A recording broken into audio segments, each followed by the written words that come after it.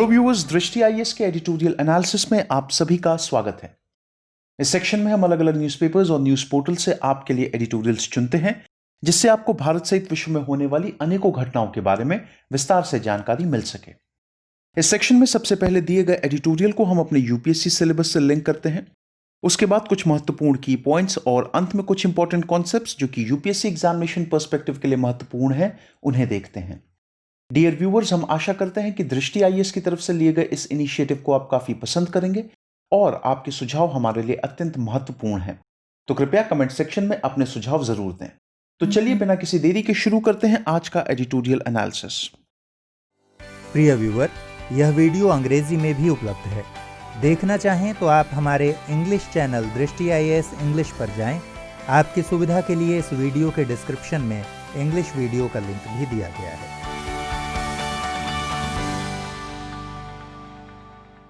आज का एडिटोरियल हमने द फाइनेंशियल एक्सप्रेस न्यूज़पेपर से लिया है, जो 17 दिसंबर 2020 को प्रकाशित हुआ है। आज के एडिटोरियल का शीर्षक है big stakes for Apple and India, need to address all issues. यदि आज के एडिटोरियल को हम समराइज करें तो हम ये कह सकते हैं कि एप्पल और भारत सरकार दोनों को सामने आई समस्याओं को दूर करने की आवश्यकता है, अन्यथा चीन से विदेशी फर्मों को आकर्षित करने की भारत की योजना पर पानी फिर सकता है।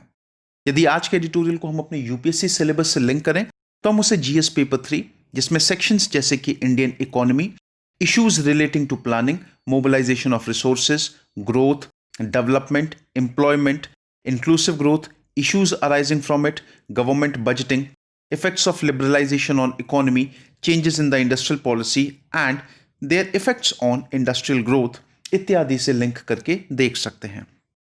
आज के एडिटोरियल के कुछ प्रमुख बिंदु। कर्नाटक में आईफोन विनिर्माता विस्ट्रॉन प्रतिष्ठान में श्रमिकों के दंगे चीन से विदेशी फर्मों को आकर्षित करने की भारत की योजना पर पानी फेर सकते हैं। देखिए, हाल ही में हम जानते हैं कि पिछले शनिवार को कर्नाटक में आईफोन बनाने वाली एक फैसिलिटी जिसका नाम है विस्ट्रॉन फैसिलिटी, उसमें जो श्रमिक थे उन्होंने आकर के वहां पे थोड़ी सी वायलेंस करी और कंपनी को काफी नुकसान पहुंचाया। अगर हम उस फैसिलिटी की बात करते हैं, मैन्युफैक्चरिंग यूनिट की, तो उसको काफी नुकसान पहुंचाया। इसी मामले पर चुटकी लेते हुए चीनी कम्युनिस्ट पार्टी के समाचार पत्र ग्लोबल टाइम्स के चीफ रिपोर्टर ने ट्वीट कर कहा है कि ये वे संभावित खतरे हैं जो चीन के स्थिर श्रम बाजार से अपने उत्पादन लाइन को बाहर ले जाने वाले विनिर्माताओं को झेलने पड़ सकते हैं। इसी मामले पर चुटकी लेते हुए चाइनीज कम्युनिस्ट पार्टी का मुखपत्र आप कह सकते हैं ग्लोबल टाइम्स, उसके चीफ रिपोर्टर ने यह तंज कसा है कि वे सभी मैन्युफैक्चरिंग फैसिलिटीज, मैन्युफैक्चरिंग यूनिट्स जो चाइना से अपने आप को समेट करके दुनिया के अन्य कोनों में लेकर के जाना चाहती है, उनके लिए ये एक तरीके की चेतावनी है कि इस तरीके की जो इश्यूज हैं, इस तरीके की जो लेबर से रिलेटेड समस्याएं हैं, वो उनको चीन में देखने को नहीं मिलती थी बिल्कुल। क्यों? क्योंकि चीन का जो श्रम बाजार है उनके हिसाब से वो बहुत स्थिर है और बाकी देशों की तुलना में काफी बेहतर भी है।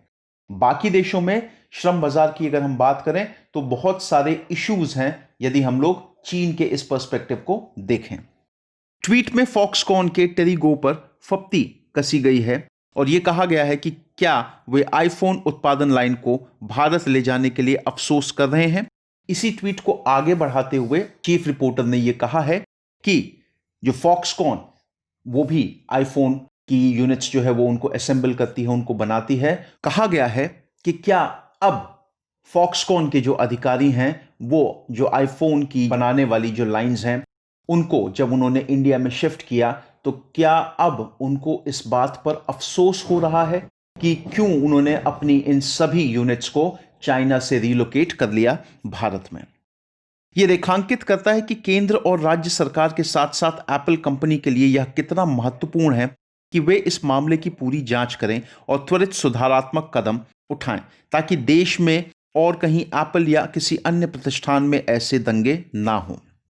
अब ये देखिए, ये जो घटना हुई है इससे सबक लेते हुए हर लेवल पे, चाहे वो केंद्र सरकार की बात हो, चाहे वो राज्य सरकार की बात हो, चाहे वो एप्पल कंपनी की ही क्यों ना बात हो, तीनों को इस मामले की पूरी गंभीर जांच करानी चाहिए और जांच के बाद जो भी सामने आता है उस पर तुरंत सुधारात्मक कदम उठाने की जरूरत है और यह भी इंश्योर करने की पूरी पूरी जरूरत है कि आने वाले समय में एप्पल या किसी और प्रतिष्ठान में इस तरीके के लेबर रिलेटेड दंगे जो हैं वो ना हो, और लेबर रिलेटेड ही नहीं, किसी भी तरीके का समाधान इस तरीके की हिंसा से नहीं हो सकता है।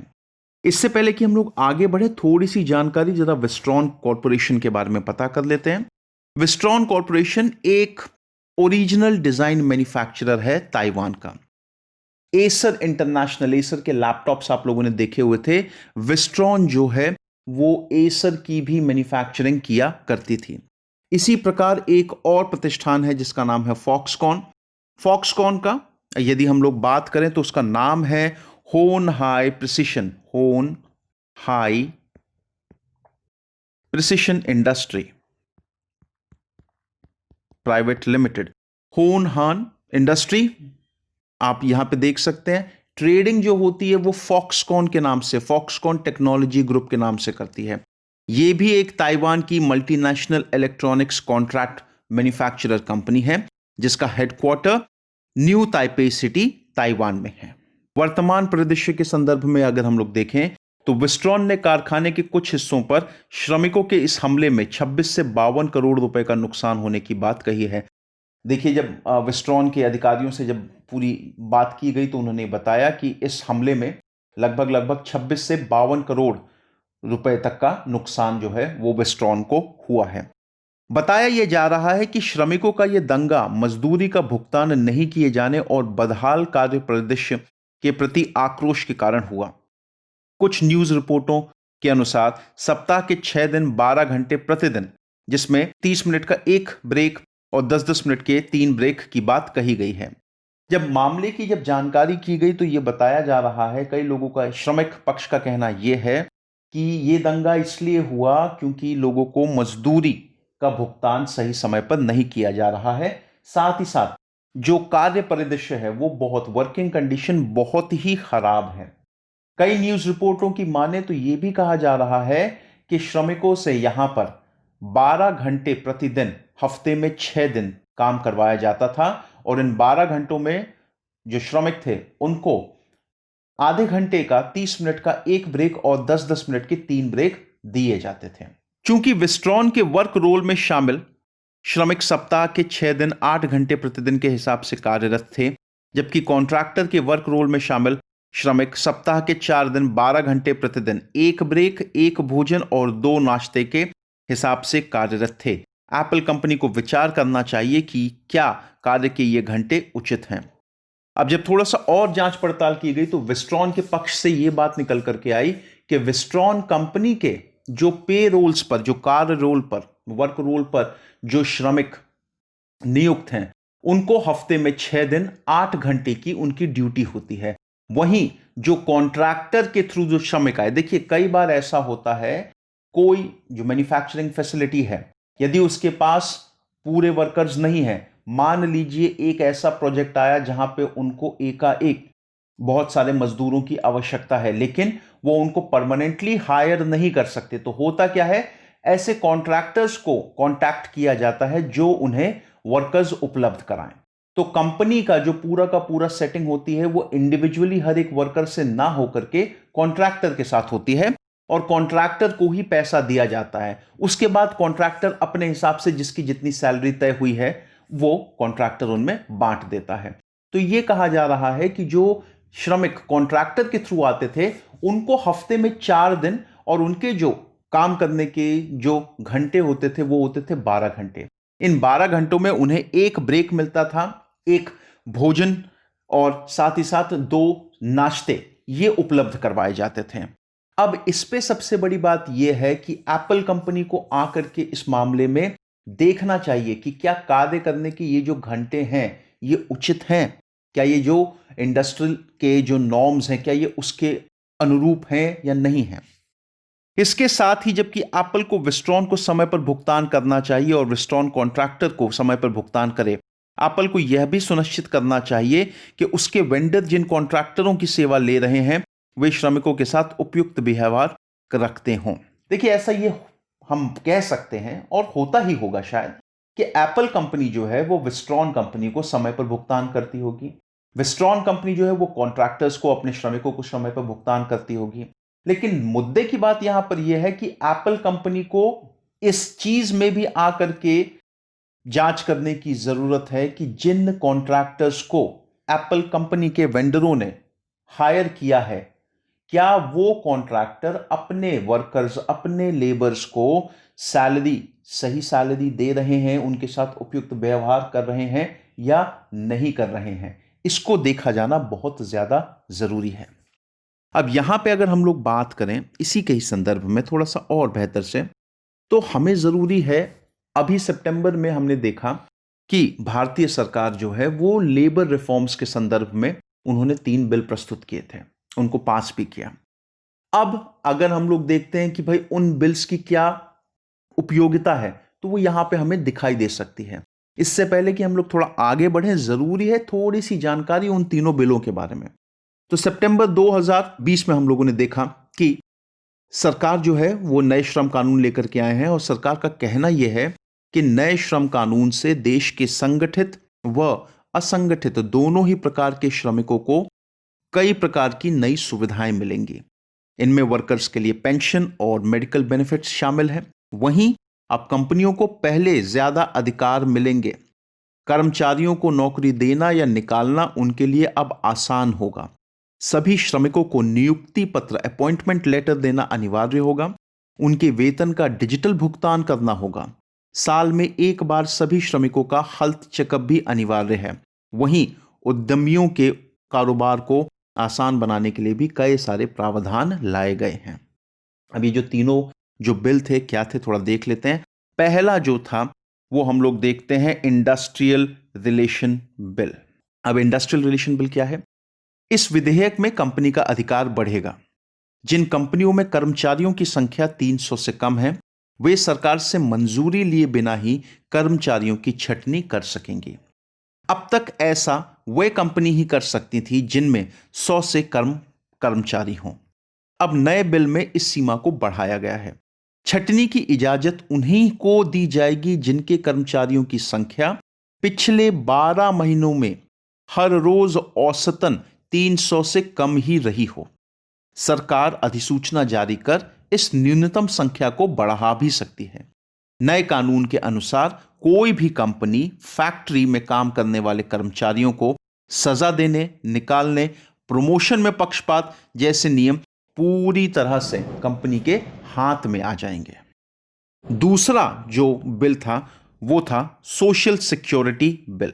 अब यदि सोशल सिक्योरिटी बिल की बात करूं तो ये सोशल सिक्योरिटी कोड एक राष्ट्रीय सामाजिक सुरक्षा बोर्ड के निर्माण का प्रस्ताव रखती है, जो असंगठित श्रमिकों, गिग वर्कर्स और प्लेटफॉर्म वर्कर्स के लिए उपयुक्त योजना तैयार करने की जिम्मेदारी लेगा। यह श्रमिकों के इन वर्गों को सामाजिक सुरक्षा योजनाओं के दायरे में भी लाता है, जिसमें जीवन, विकलांगता बीमा, भविष्य निधि, स्वास्थ्य, मातृत्व लाभ, कौशल उन्नति इत्यादि शामिल हैं। इस कोड में श्रमिकों के 3 वर्गों को सामाजिक सुरक्षा रकम प्रदान करने के लिए एक सामाजिक सुरक्षा कोष के गठन का भी प्रस्ताव है। और तीसरा जो है वो है आपका occupational safety, health and working condition bill. ये बिल कहता है कि इस बिल से कंपनियों को छूट होगी कि वे अधिकतर लोगों को कॉन्ट्रैक्ट बेसिस पर नौकरी दे सकें। साथ ही कॉन्ट्रैक्ट को कितनी भी बार और कितने भी समय के लिए बढ़ाया जा सकेगा। इसके लिए कोई सीमा तय नहीं की गई है। वह प्रावधान भी अब हटा दिया गया है जिसके तहत किसी भी मौजूदा कर्मचारी को कॉन्ट्रैक्ट वर्कर में तब्दील करने पर रोक थी। महिलाओं के लिए वर्किंग आवर, काम के घंटे, सुबह 6 बजे से लेकर शाम 6 बजे के बीच ही रहेगा। शाम 7 बजे के बाद अगर काम कराया जा रहा है तो सुरक्षा की जिम्मेदारी कंपनी की होगी। कोई भी कर्मचारी एक हफ्ते में 6 दिन से ज्यादा काम नहीं कर सकता। ओवर टाइम पर ज्यादा पेमेंट करना होगा। बिना अपॉइंटमेंट लेटर के किसी की भी भर्ती नहीं होगी। तो देखिए, ये जो लेबर रिफॉर्म्स की जो मैंने बात करी, जो सरकार लेकर के आई है, अब इसकी भी उपयोगिता जो है वो समय के साथ हमें आगे चलकर देखने को मिल सकती है। संभवतः यही कारण रहा कि 2012 में श्रमिकों द्वारा हिंसा की एक घटना के बाद मारुति सुजुकी ने कॉन्ट्रैक्टरों के रोल में शामिल श्रमिकों की सेवा लेने के बजाय कंपनी के रोल पर अधिकाधिक श्रमिकों की सेवा लेना शुरू कर दिया था। देखिए, ऐसा ही हिंसा का एक मामला सन 2012 में हुआ यह था कि मारुति सुजुकी के एक सीनियर एचआर मैनेजर को श्रमिकों ने ऐसी ही हिंसा में जिंदा जला दिया था। उसके बाद मारुति सुजुकी ने इस घटना से ध्यान में रख करके उन्होंने क्या किया, जो कॉन्ट्रैक्टर के तहत जो श्रमिक आते थे उनकी जो नंबर्स थी घटा दिया और अपने यहां मतलब मारुति सुजुकी के पेरोल्स पर लोगों को हायर करना शुरू कर दिया। केंद्र और राज्य को अपनी ओर से यह देखने की आवश्यकता है कि मौजूदा श्रम कानून और व्यवस्था इस संकट को देखने में क्यों विफल रहे। यदि कार्य स्थिति उतनी ही बदहाल थी जैसा बताया जा रहा है तो निश्चय ही श्रमिकों ने इस पर प्रतिनिधि मंडल के माध्यम से आवाज उठाई होगी और हड़ताल की चेतावनी दी होगी, जिससे स्थानीय प्रशासन अवगत रहा होगा। अब एक बहुत बड़ा प्रश्न यह भी हो रहा है कि यदि जो कार्य व्यवस्था इतनी खराब थी, इतनी बदहाली थी, लोगों को सैलरी टाइम पे नहीं मिल रही थी, तो उसको लेकर के डेफिनेटली जो लेबर्स हैं उन्होंने अपने प्रतिनिधि मंडल के तहत आवाज उठाई होगी, हड़ताल करने की भी चेतावनी जारी करी होगी। इस पूरे के पूरे वाक्य के दौरान लेबर इंस्पेक्टर कहां था, या जो इतने जो हमारे जो लेबर लॉज हैं वो सब कहां पे थे, क्यों उन सबको ताक पर रख दिया गया था, उसकी भी पूरी की पूरी जानकारी करने की, जांच करने की जरूरत है। तो फिर राज्य मशीनरी इस दिशा में कार्रवाई करने में क्यों विफल रही? सवाल वही बनता है कि जब ऐसा रहा होगा तो भाई जो स्टेट मशीनरी है वो इस मामले को पहले क्यों नहीं एड्रेस कर पाई, पहले क्यों नहीं सलटा पाई। बेशक यह अजीब ही है कि मामला इस स्तर पर पहुंच गया, जबकि विस्ट्रॉन के कार्यबल में अभी हाल के माहों में ही वृद्धि हुई है, जब सरकार ने मोबाइल फोन के लिए विनिर्माण प्रोत्साहनों की पीएलआई योजना को हरी झंडी दी थी। अब यहां पर हमको यह भी देखना है कि भाई ये जो विस्ट्रॉन का एम्प्लॉय, अगर हम लोग बात करते हैं नंबर ऑफ एम्प्लॉयज जो काम करने वाले जो श्रमिक हैं, विस्ट्रॉन ने हाल ही में अपने जो श्रमिकों की जो संख्या है उसको एकाएक बढ़ाना शुरू किया है। यह बढ़ाने के पीछे जो सबसे बड़ा कारण है वो है केंद्र सरकार की पीएलआई स्कीम। अब ये पीएलआई योजना है क्या? देखिए, पीएलआई योजना के तहत उत्पादन इकाइयों को उनके सकल उत्पादन पर 5% की प्रोत्साहन राशि दे होगी, किंतु यह राशि तभी देनी होगी जब उत्पादन में प्रतिवर्ष या लगातार वृद्धि हो रही है। पीएलआई मतलब परफॉर्मेंस लिंक्ड इंसेंटिव योजना संबंधित मंत्रालयों विभागों द्वारा लागू की जाएगी। यह निर्धारित समग्र वित्तीय सीमाओं के दायरे में होगी।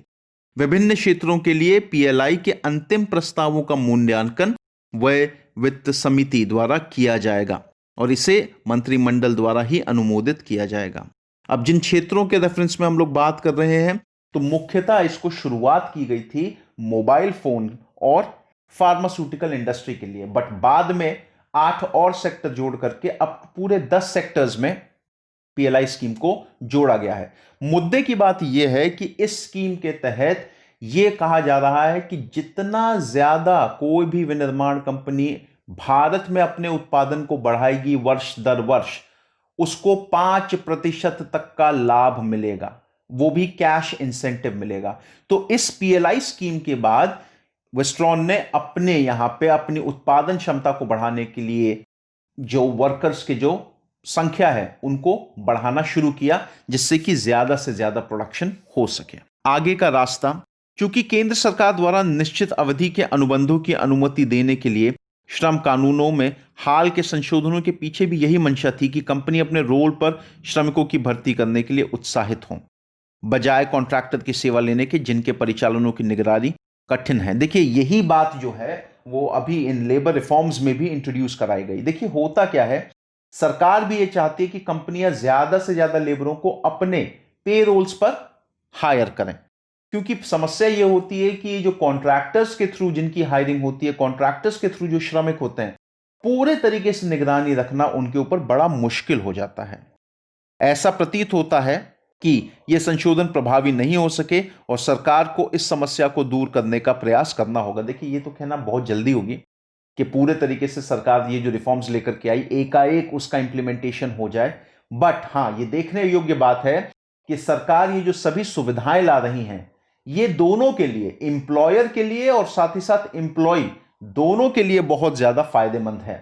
तो यदि आगे चल करके भी हम देखते हैं कि ऐसी ही स्थिति बनी रहती है या कॉन्ट्रैक्टर बेस्ड लेबर का, कॉन्ट्रैक्टर बेस्ड श्रमिकों का ज्यादा इस्तेमाल होता है, तो सरकार को अपनी इस नीति पर कार्य करने की एक बहुत बड़ी आवश्यकता होगी।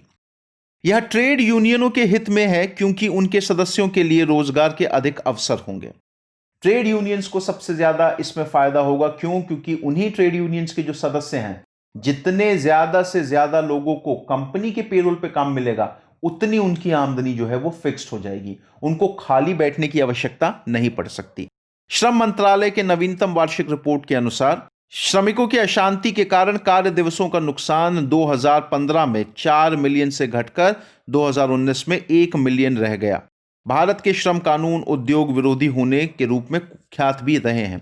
यदि देखिए श्रम मंत्रालय की एक हालिया रिपोर्ट के बारे में बात करें तो उसमें यह कहा गया है कि सन 2015 में श्रमिकों की अशांति के कारण जो टोटल डिस्टर्बेंस हुआ है कार्य दिवसों का, वो लगभग 4 मिलियन के बराबर है। वही आंकड़ा 2019 में घट करके 1 मिलियन पर ही सिमट गया।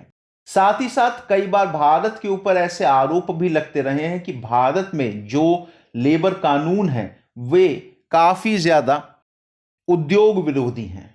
हालांकि ये जो विस्ट्रॉन का अगर ये मुद्दा सारी की सारी जांच पड़ताल जब सही अगर मिलती है तो विस्ट्रॉन प्रकरण के बाद हम लोग ये देख सकते हैं कि ये भारत के ही श्रम कानून है जो श्रमिकों के शोषण का पूरा पूरा अवसर प्रदान करते हैं।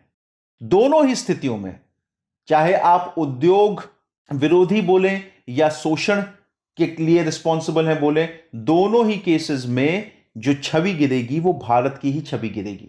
हमें कोशिश इस चीज पर करनी है कि हम उन सभी मैन्युफैक्चरिंग यूनिट्स को जितना हो सके उतना मोटिवेट करें, जिससे कि हमारे यहां पे उन कंपनियों की उत्पादन क्षमता बढ़े। जब उत्पादन क्षमता बढ़ेगी तो उन्हें और लोगों की, और कारीगरों की, और श्रमिकों की जरूरत पड़ेगी, और ऐसे में जो भला होगा वो देश का होगा, देश के नागरिकों का होगा।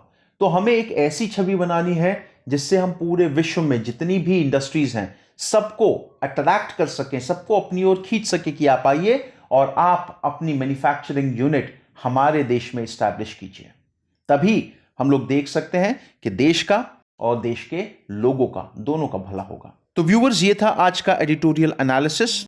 आज के एनालिसिस से संबंधित जो आपके प्रश्न बन सकते हैं, नंबर 1, भारत में श्रम कानूनों से संबंधित विभिन्न समस्याओं की चर्चा कीजिए। इन समस्याओं के हल के लिए कुछ उपायों के सुझाव भी दीजिए। दूसरा, भारत को श्रम सुधार की आवश्यकता क्यों है। तो व्यूअर्स, आई होप आप सभी को आज का एनालिसिस पसंद आया हो। धन्यवाद।